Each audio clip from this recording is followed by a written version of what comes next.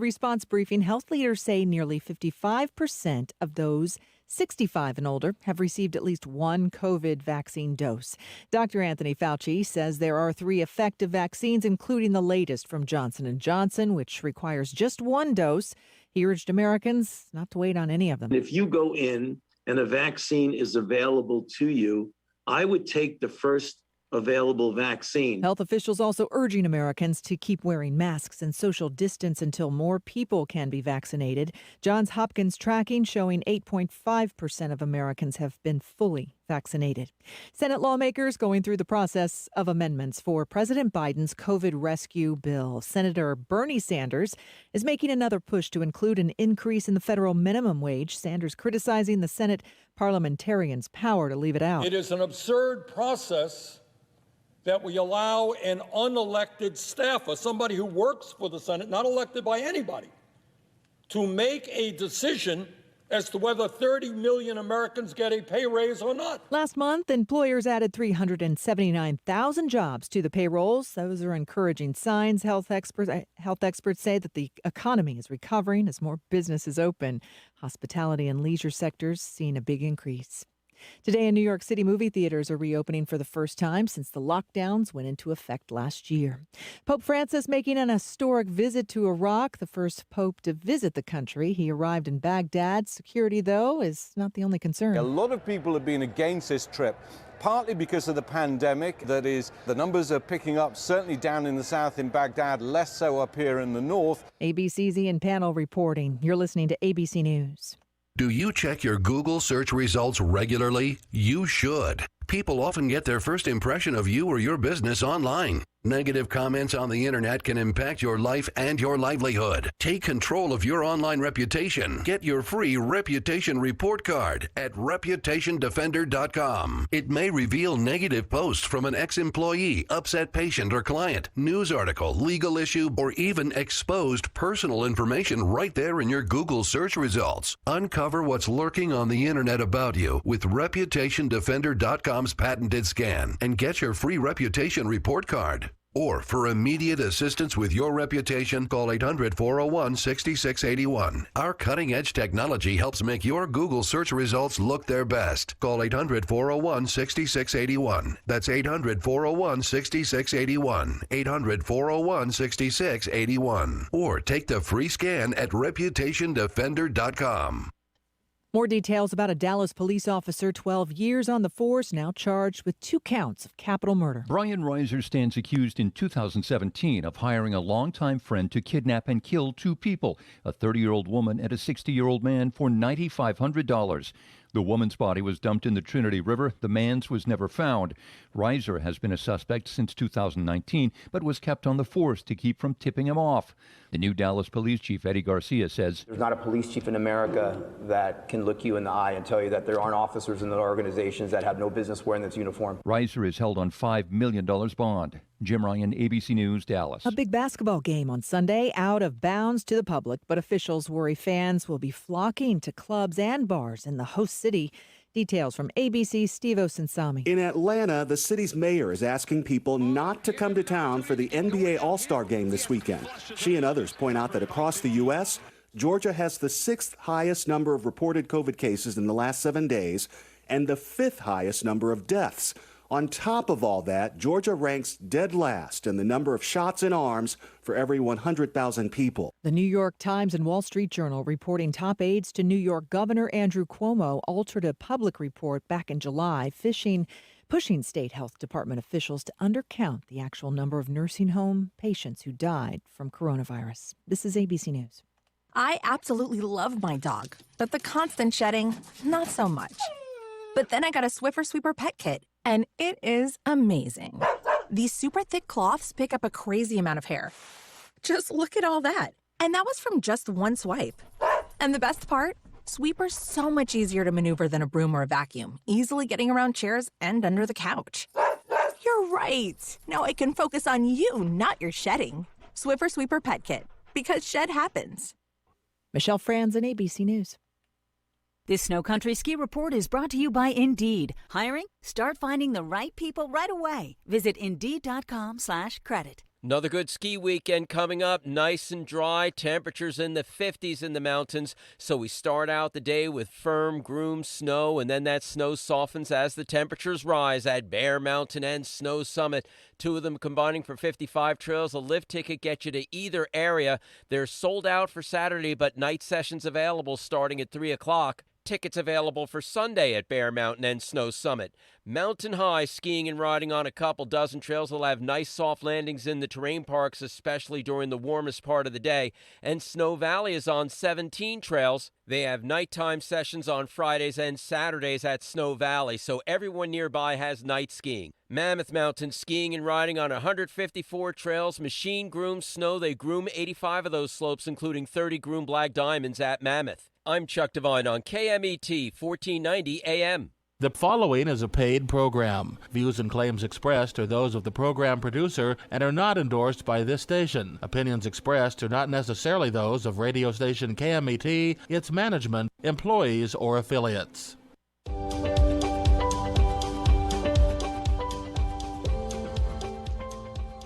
Good morning, America and France and England and Europe and wherever it is that you are listening to Julie Talks Money. I am your host, Julie Phelan, and I welcome you to my show every Friday from 10 o'clock Pacific Time, live on KMET 1490 AM. I am delighted to bring you information about money and things that you may not know that you don't know. Always looking for different ways to help you make more money, grow your money, keep your money, and protect your money so that you actually will have some financial literacy as well as financial assets in the bank throughout your life.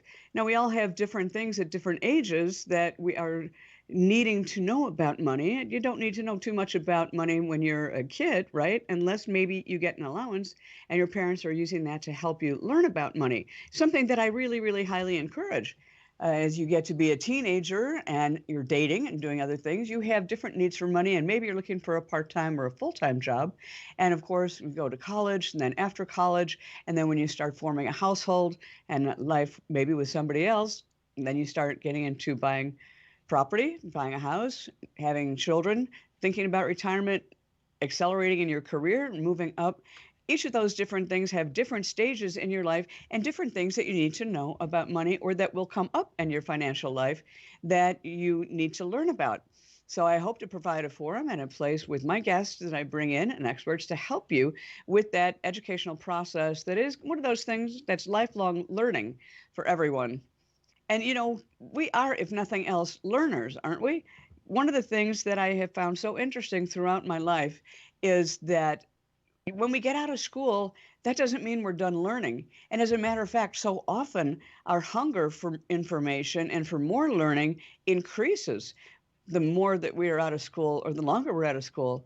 And that's a great thing because it keeps our minds active, it keeps us challenged, keeps us occupied with figuring out new things, maybe kind of taking on challenges that we wouldn't have before.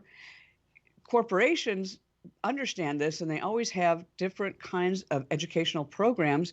And I'm talking about trainings. I'm talking about seminars. I'm talking about even if you go to a weekend morale building or team building exercise, or we'll go back to that when coronavirus is over and COVID. But those kinds of things are constant, and you will only get ahead if your company offers them and you utilize those things. So I salute us all for being lifelong learners. And during this time, during the pandemic and staying at home, we have all probably taken the time to learn a lot more than we had before, than we knew before, whether it would be a new way to start a business or a side hustle or any number of different things, from webinars, from Zoom meetings with people, just from doing our own research on different topics. If that is one of the things that brought you here to me and to Julie Talks Money, again, I thank you. I am here weekly. You can also find me on YouTube. I've got a website, Julie Talks Money. You can find me on Instagram, Julie_Phelan. On Twitter, same thing, Julie_Phelan. And on Facebook, I'll be doing a TikTok channel here pretty soon, looking to do that. And of course, you can always subscribe to my newsletter. I go into the website. Anyway, one of the things that I like to do is kind of give us a perspective on life and on birthdays. I'm not going to do that today, but one of the things that I would like you to consider doing is looking at movies that have been favorite movies of yours. and among them, perhaps, Forrest Gump, which won Best Picture, but if you can believe it, it won Best Picture in the 90s. You know, I don't know about you, but this decade, this century so far, since 2000, has gone by really quickly, especially the last 10 years. But when it's really true that when you get older, it seems like time goes much faster. I don't know why that is, but when we look back, whether it's with hindsight or just with nostalgia or looking back, just remembering high school days, remembering college, and you start putting a number on it and how many years it's been, then it is one thing, I don't know about you, but it constantly blows my mind how long ago something was when I thought that it happened maybe only 10 or 15 years ago. And again, you know, the movie Forrest Gump is one example. And I mention this partly because Coming to America, #2, premiered today on Prime Video on Amazon. And that is a sequel to Coming to America with Eddie Murphy. And that also, believe it or not, is over 30 years old. I mean, it's just amazing. Or 25 years old, I think, probably. It's been that long since they made the original, which was very popular. And now we have the sequel. And yet, as I was speaking to somebody just moments ago, it seems like it's an old friend that you're revisiting, and the same things and the same people are there. It's kind of what we do when we go back to a high school reunion, or when we go back to our hometown, if you have moved away from your hometown, or see people that we haven't seen in a while. It's really kind of interesting to me, and I hope to you also, you know, that you kind of are able to look at time and the marching of time in a different way. And we do that by looking back. We've also heard the term that hindsight is 20/20, and that is pretty true. That means that you would have done something differently 20 years ago had you known then what you know now. You could look back and say, oh, well, I would have done this differently, or that was a mistake, or maybe I would have changed this part of my life when I came to a fork in the road and I didn't. It's much easier to have that clear vision when we're looking backwards than it is forwards. But the thing is that you need to look forward, and you need to have a plan for yourself and how you're going to get through the next 10, 20, 30, 40, 50 years in your financial life. And that includes your family life, and that includes adding to your store of knowledge and what it is that you want to accomplish. So I mentioned this before, and I've mentioned it several times. One of the things that I challenge you to do when you are setting goals, when you are looking at what you want to do, think of yourself 20 years in the future and look backward at what you want to have accomplished. Pretend that you are 20 years in the future, or at an age 20 years older than you are now. What is it that you want to have accomplished by the time you are at the age that you're pretending to be? What do you want to be able to say you did? What is it that you were able to acquire or accumulate in the way of assets? And here's one big one. What do you think you might have lived through? Now, we have a whole lot of people who are on YouTube that are young, between 20 and 30, and they are talking a lot about the stock market. They're talking a lot about the raging bulls that we've had and all the ways that they're making money. They're making tons and tons of money. Bitcoin, of course, is a new thing. But that, both with the housing market and with the stock market, for people that age, pretty much they have never known a downturn. Everything has been going up in their entire life. Ever since the 2007 crash, or the 2008 correction, if we want to call it that, in the housing market, which now is almost 13 years ago, if you can believe that, 14 if you're counting 2021, all we have seen is rising prices since then. Pretty much in the stock market, it's the same thing. Rising prices, rising values, rising valuations for companies like Uber, who don't even show a profit yet, and yet they're valued at billions of dollars. It's a crazy phenomenon. We can talk about that. And yet, when you talk about a correction that might be coming, you'll have so many different opinions, almost as many opinions as the people you ask. And it could be 50-50. But I want to caution you, just when you are looking at the people who are talking on Facebook or on YouTube about what they see as happening and how you can make several $100,000 more or $1 million more if you just follow their advice in the stock market, be like a hedge fund.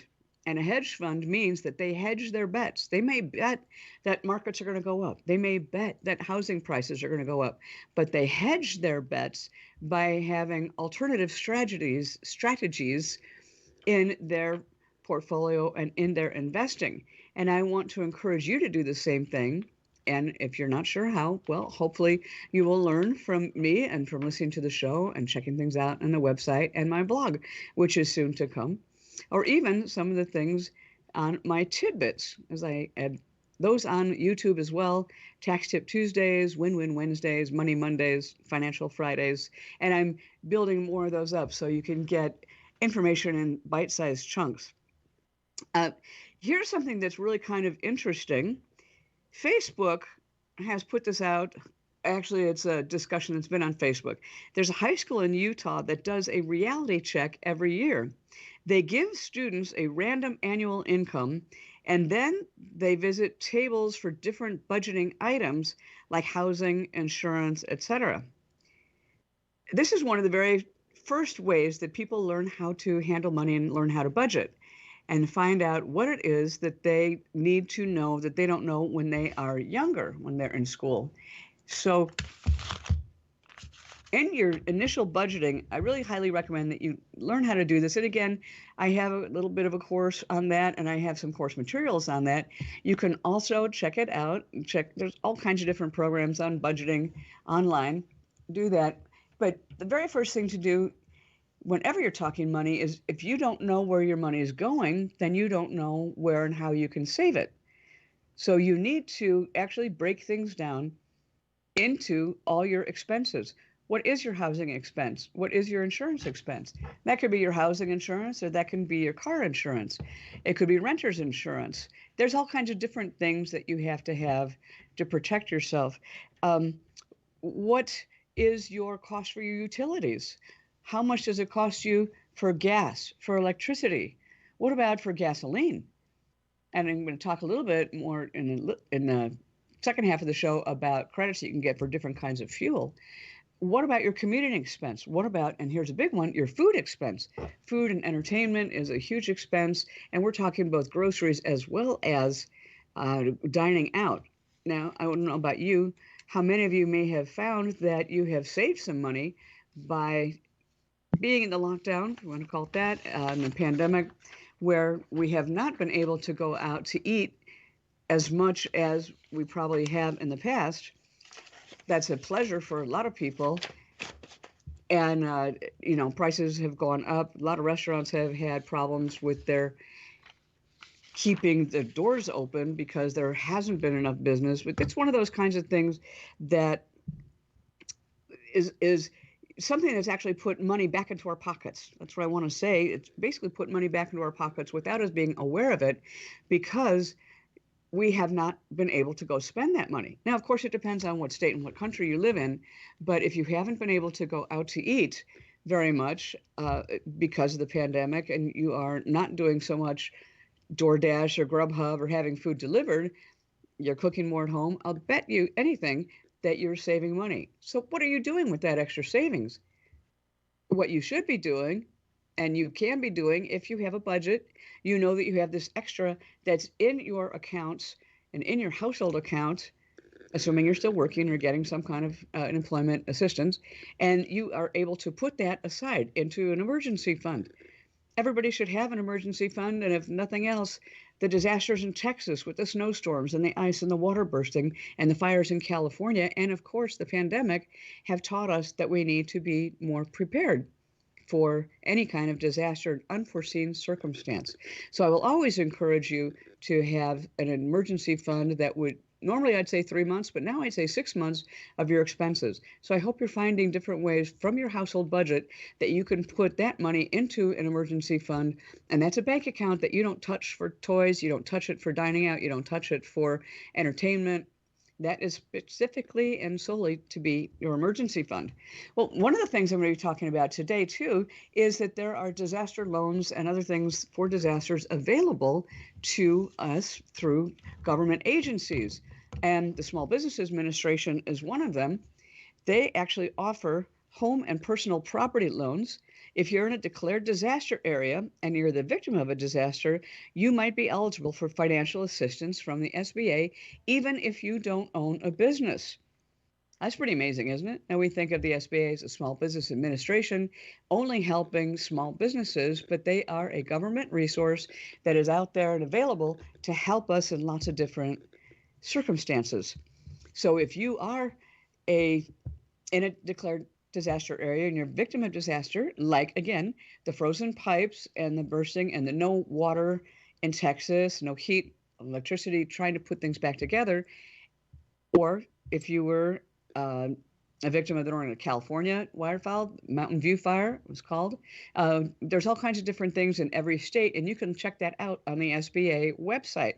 You might be eligible for financial assistance. Now, if you have a business or an organization that's located in a disaster area that incurred damage during the disaster, same kind of thing, Texas, California, Louisiana, Alabama, tornadoes, hurricanes, frozen pipes, that could be in the Midwest all the way up to Wisconsin and Minnesota too. You can apply for a loan to help replace or restore your damaged property and get that from the SBA.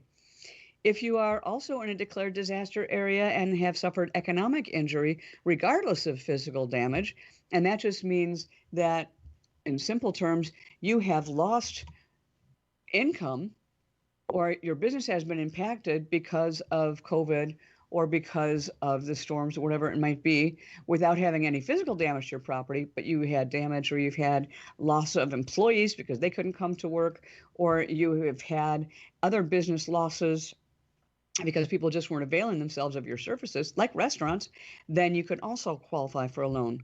Then there's another one for military reservists, and that is kind of for both employers and reservists. You might be able to get a loan from the SBA for those things. So I'm going to encourage you to check those out.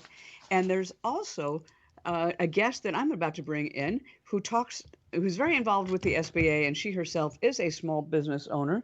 She's a commercial real estate agent with Keller Williams, but she's just not the kind of person that you think about when you think of commercial real estate. Yes, she will buy and sell for you, represent you in multifamily properties, and she can also help you with industrial buildings, but she has a little bit different niches, and I'm going to talk about that. Plus, like I said, she has a lot of experience with the Small Business Administration and how it's helped her in many ways. So I'm going to welcome Gladys Bustos back to the show. She's been on before, and we're going to be having a really interesting conversation. Hi, Gladys. Thank you so much. I appreciate you taking the time to join me today. Thank you for having me again. I really appreciate that. My background, again, is in lending. I did small business administration loans from 1994 to present date. And so I also benefited from my knowledge and decided to participate in some of the classes and seminars that the SBA provides to people who want to be a business owner. And initially I did it to go and find business to bring to the bank. But I found that a lot of the seminars were very important and relevant for business owners to have success. And are you talking about programs that the bank put on or that the SBA put on? And this is when you were employed by banks, right? For that? Yes. Yeah, when I was employed by the bank, I would go to the SBA seminars. They were in person. You'd register, and then depending on the topic, or sometimes they would ask me to come and speak about different things that I did under SBA loans. And the SBA has classes on maybe how to start your business plan and what you need to do and what kind of insurance you need. All the important things to make you successful. And you and I pay that through our taxes at the federal level.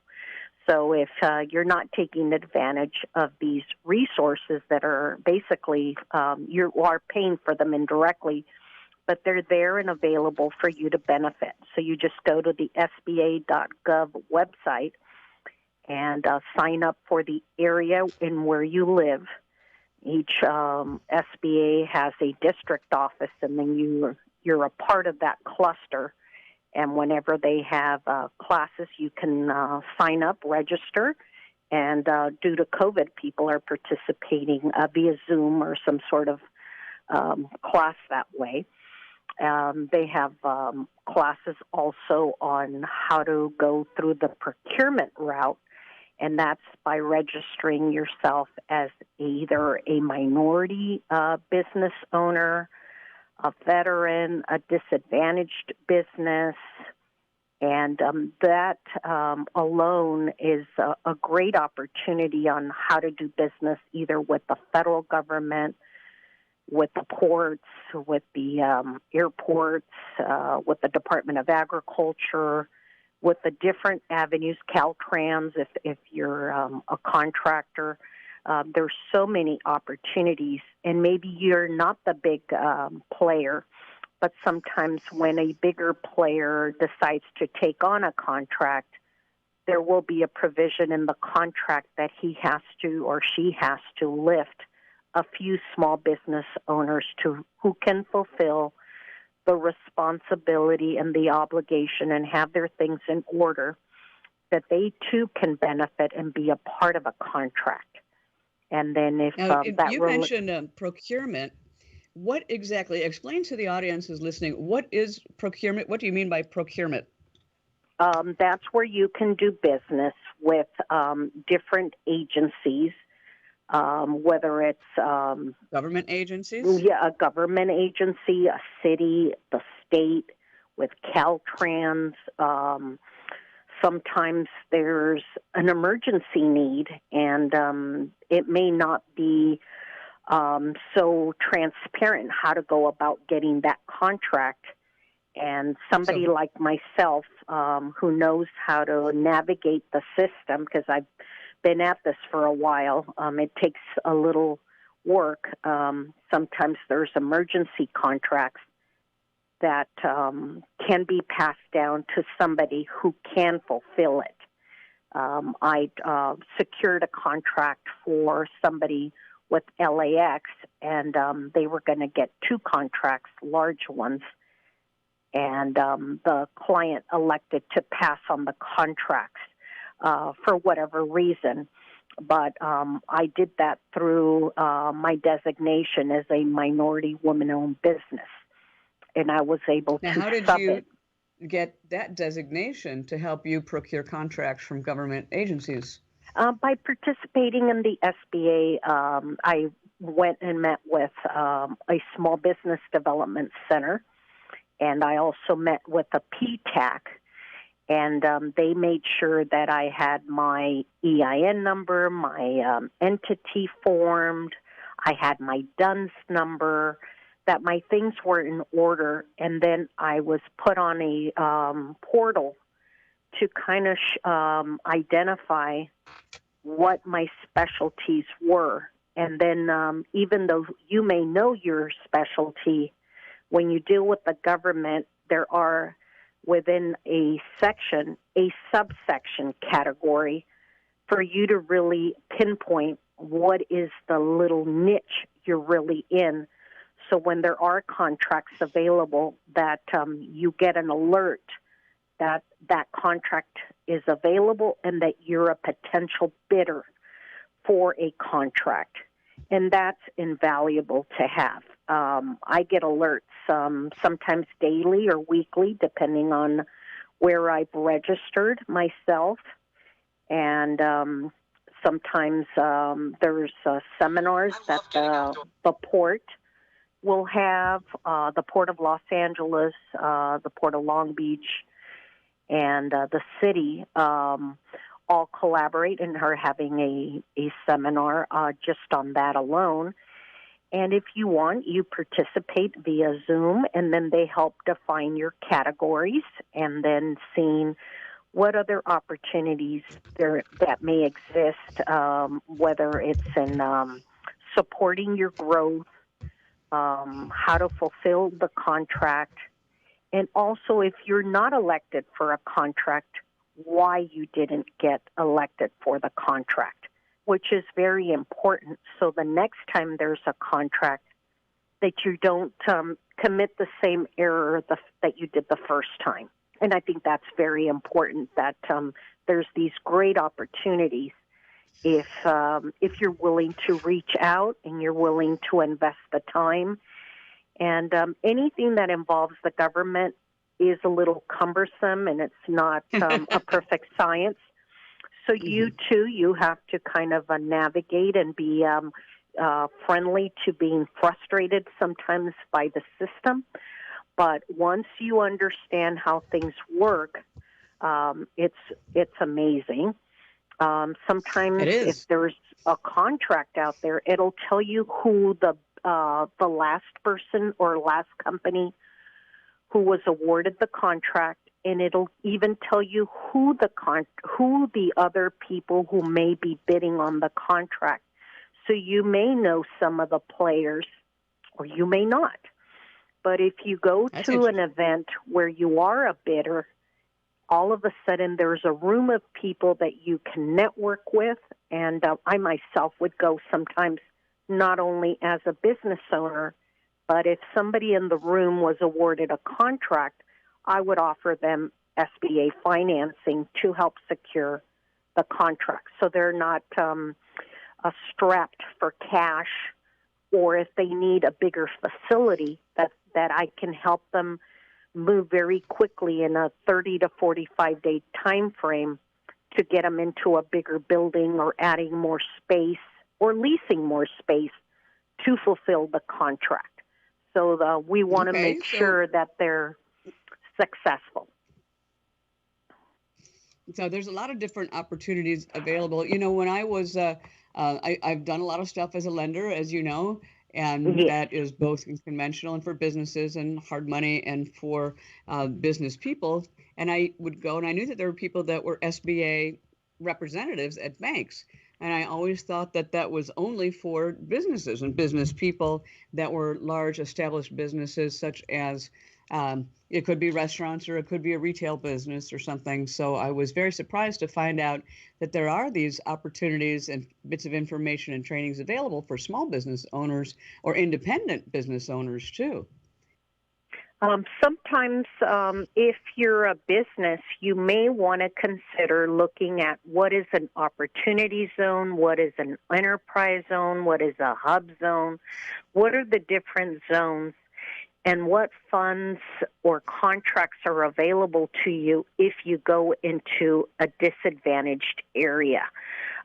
So you tell us about those zones and what they are, please. The opportunity zone is probably the one that most of us know the most or hear more about. Sometimes there's opportunity zones for housing, for contracts or low or affordable housing.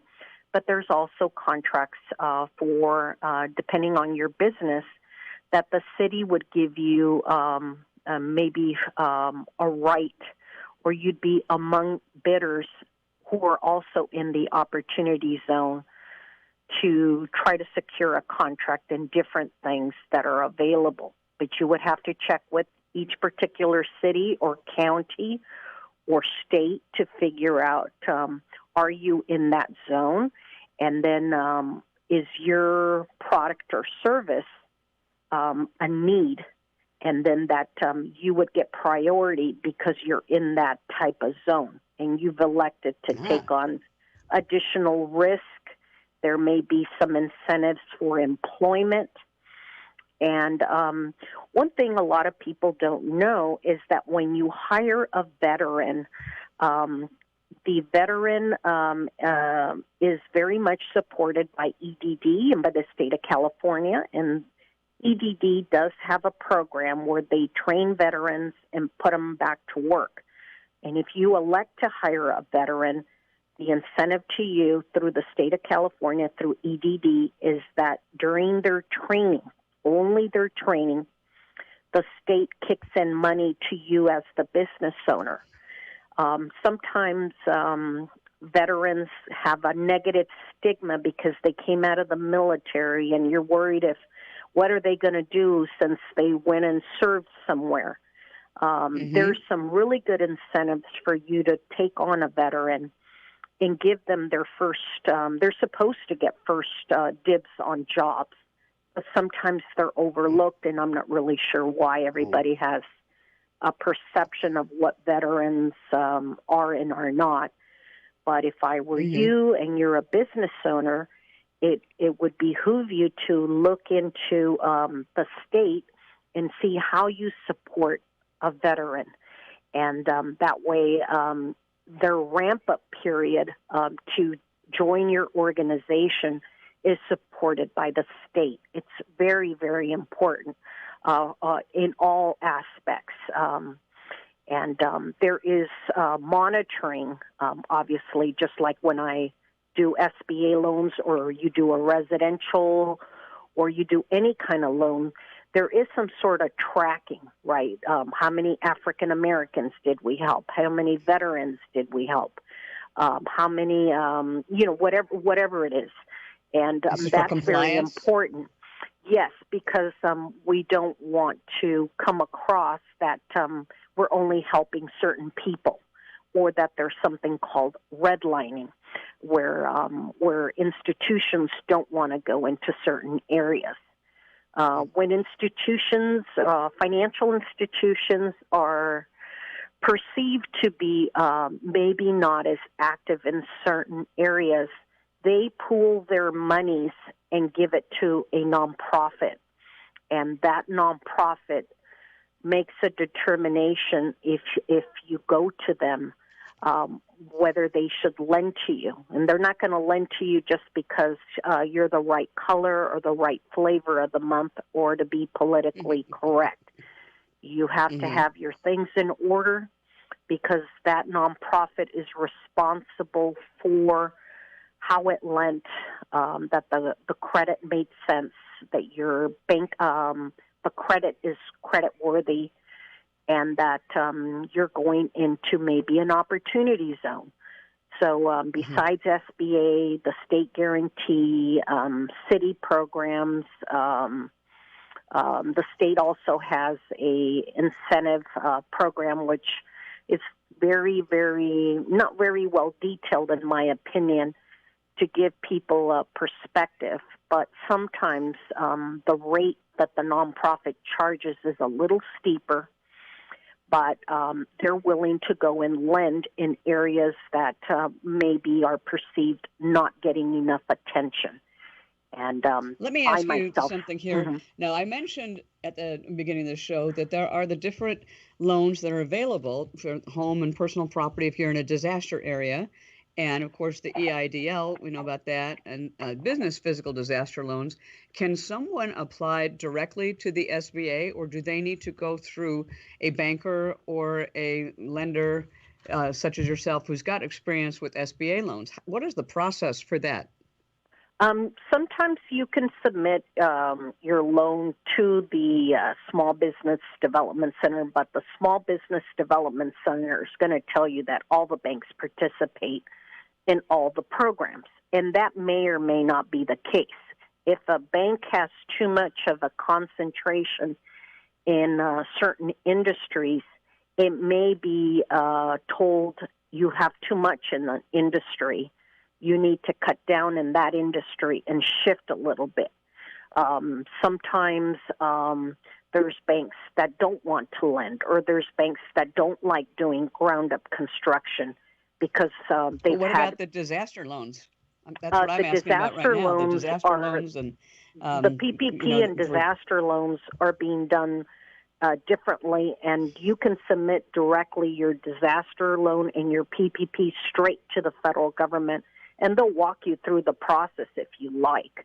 But it's easy for a lot of people just to go to the bank and get it done, or hire somebody like myself. I myself am not participating in assisting business owners because I would have to charge a nominal fee, and that would defeat the purpose of the help. So in my opinion, the best place to go is just make sure you have what the bank needs, and then they can input it with you, and then the system will automatically send you an alert whether you qualified or didn't. And just recently I submitted somebody, and he got rejected because he had reneged on an SBA loan a long time ago, and therefore the SBA rejected him. right? That's not good. Well, if you are in an area, like let's say that you have been impacted by COVID, and this is or you've been in a disaster area, like the Northern California with the wildfires, and that impacted both you, your house, and maybe your business or not, you may not have had the income that you've had before. That's one of the reasons you've got the economic injury, right? So maybe you don't have a good credit score as well. How much do those factors, your income and your credit score, impact you on the SBA application? On the PPP, the credit score is not that much of an issue. The issue is, have you reneged on a federal loan? If the answer is yes, the SBA is trying to determine how to overcome that. Right now, there's emails coming out from SBA on how to treat Schedule C sole proprietors, because a lot of people don't have an EIN. They use their social instead of an EIN for their sole proprietor business. So now that we've cleaned that up and redefined that those people are eligible for help, those people are going to start receiving assistance as well. Everything is a science. It's trial and error. We're submitting, and then some people are being excluded. Okay, why are they being excluded? So we analyze, we take a step back, and then we get direction from the SBA on how to overcome a risk. What do we do to make sure that this person is eligible for the assistance? Do student loans count as the federal loans that yes, you may or may not have reneged on? Student loan is a federal loan. If you had a VA loan and reneged on that'll flag. Everything flags. And there's programs like LexisNexis and other programs that if there's questions and you kind of don't quite not so accurate on the information, and it turns out you did file for BK, there's certain things that are some places, some banks cannot lend to you because their criteria is a little more restrictive.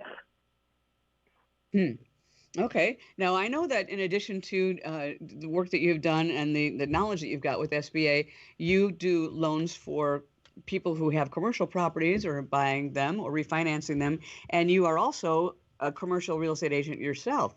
How do you help people who have businesses? And I know especially like the gas stations and gas station owners that you work with, as that's one of your niches.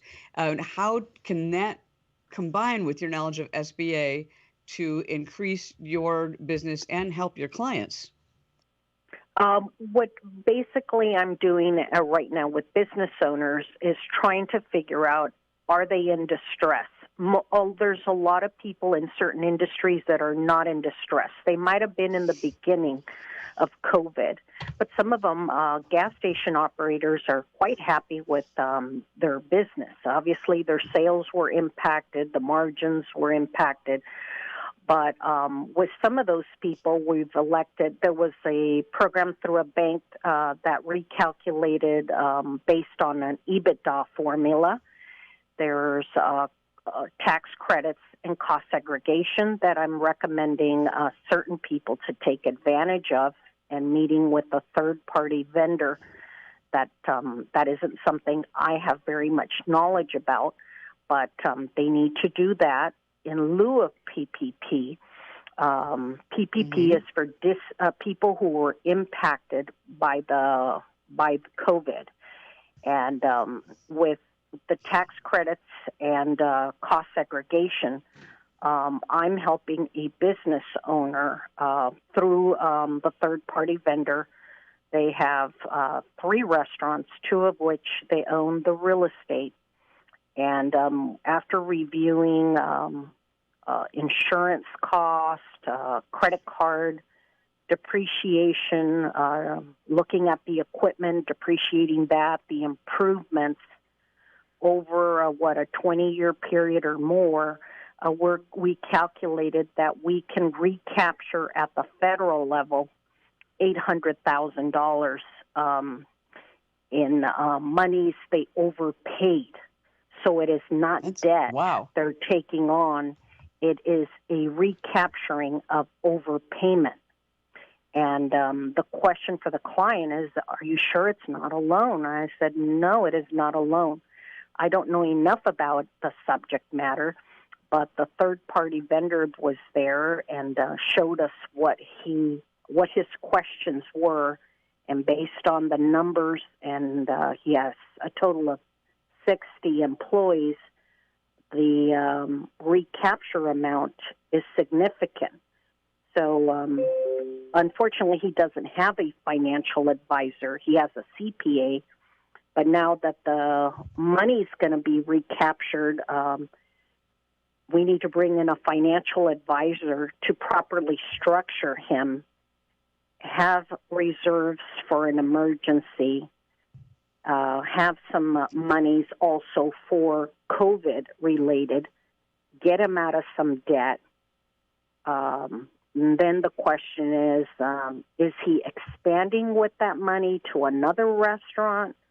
Does he buy maybe something other than restaurant, perhaps like a multifamily or a small strip center where he puts his restaurant and then has investment income, and we look for some additional passive income like solar or a cell phone tower on the site? How do we restructure him so he's not solely dependent? And then the man is telling us that in a 3-year period, his goal is to retire. So how does all that go down with $800,000? You know, so the goal is where is his team, right? When Dorothy from The Wizard of Oz is skipping, she's got Toto in her arms. Who is Toto in that person's life as a business owner? Is that the confidant? Is that a wife? And then who's skipping alongside of Dorothy? You know, we have the Scarecrow. Is the Scarecrow his lawyer? Is the other person an attorney? Is the other person a CPA? And then or the a financial advisor. Yes, who's the team? Because I will come in and out of his life periodically where he says, hey, I want to now buy something new.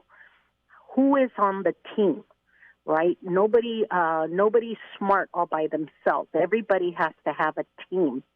And sometimes if you're going to go in the ditch, somebody in the team is telling you, don't go that way, go this way. And you're, no, I want to go this way. Well, no, you got to let the advisors on the team direct you so you don't make pivotal mistakes. That is so true. And as an advisor, let me ask you this, and I'm going to put you on the spot just a little bit, because it's certainly in the commercial world, like you said, if somebody like that is coming up with almost $1 million, not just in tax credits, but in actual money, which is somewhat similar to my analysis where for $95, I guarantee I'll find at least $950 in your financial life or your money back. Obviously, it's a little bit different scale. What do you see in the coming months in the commercial real estate market? What are your predictions, or what are you already seeing when you're talking about multifamily, strip malls, triple net lease, single tenant buildings? Where do you see the strengths and weaknesses, and what might be happening in the next 6 months?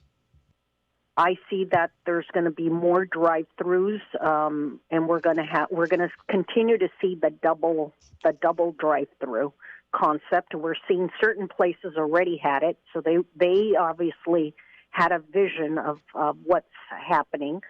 We're seeing a lot of construction and multifamily, and we're seeing that a lot of people are starting to see that multi-generational families can't be living in the same household as a result of COVID.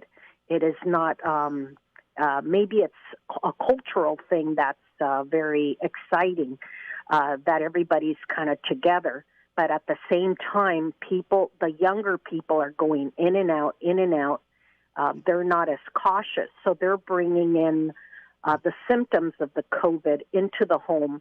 So those people who have been quarantining, have been following, now are getting exposed. So little by little, we're going to start seeing that some people, and we're already seeing that some people are moving further away or out of state or doing remote work.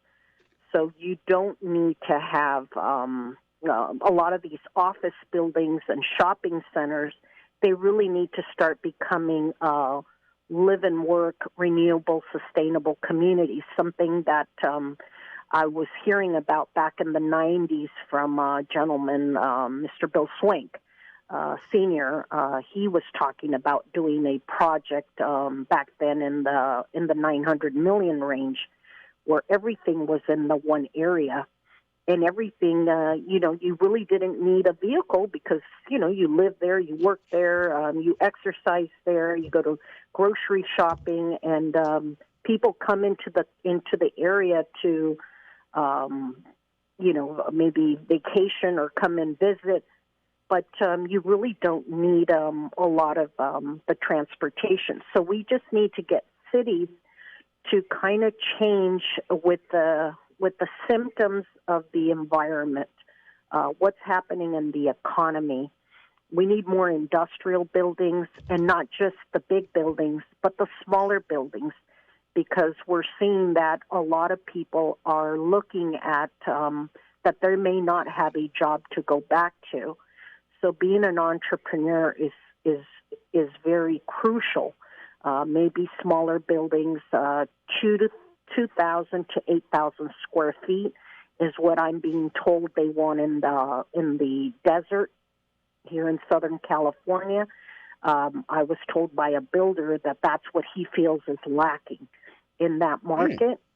And I see a lot of growth out the Palmdale, Lancaster, Bakersfield, Tehachapi, all those areas that in the past you're like, no, that's just for farming. No, that's just for, something rural. I think a lot of people are starting to go up there, maybe Santa Clarita, Valencia. For a while, some of those industrial buildings were vacant, and that didn't make sense. I see more need for cold storage for various uses, whether it's food and agriculture, whether it's medicinal, whether it's green. A lot of people seem to be hung up on the cannabis.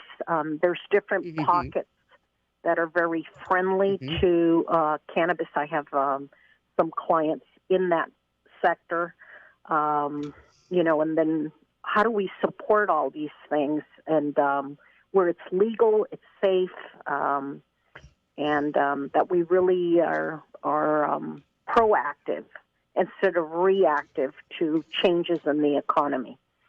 I think there's going to be a shortage of our basics, products, and services that relate to construction.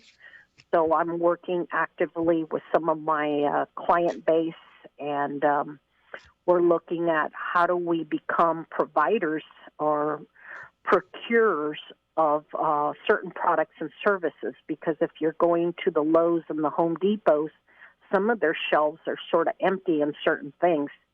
So that's a sign when we all start doing construction, there's going to be a lot of it. How do we manage and control construction costs? Because if not, somebody could bid something right now, but if the product and service changes as a result of cost, then how does that impact the numbers, the lending, and what it's going to either rent or sell for? And it's got to go back with the SBA on that. Yeah, then you got to go back to the SBA, because SBA is there to take advantage for people, to take advantage of leverage, to employ people. There's all these wonderful perks. And if you heard the other day I heard on AM 640 that there's going to be there's already a surplus of revenue in the state.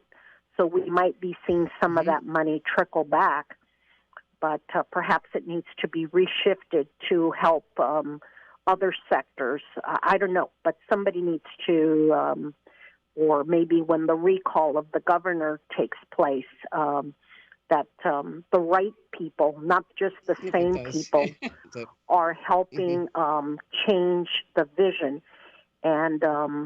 And also we need to see that our younger people are really contributors They certainly made a run of the stock market, about 30 days ago, and we saw sure what did. they are capable. And people who are in their 30s and younger, they have a different take because they've never experienced a downturn in the economy. So it's important to know how to assess risk. That's one of the things I treasure about my banking career, is that was one of the things that I had to put in my write-up, was explaining risk, where somebody is. Are they in the beginning of an industry, in the middle of an industry, or are they about ready to go and become an obsolete product or service, how to liquidate a company, all these things that you're exposed to. How does that all play out? I'd love to have that as a conversation for another show, but we're out of time right now, Gladys.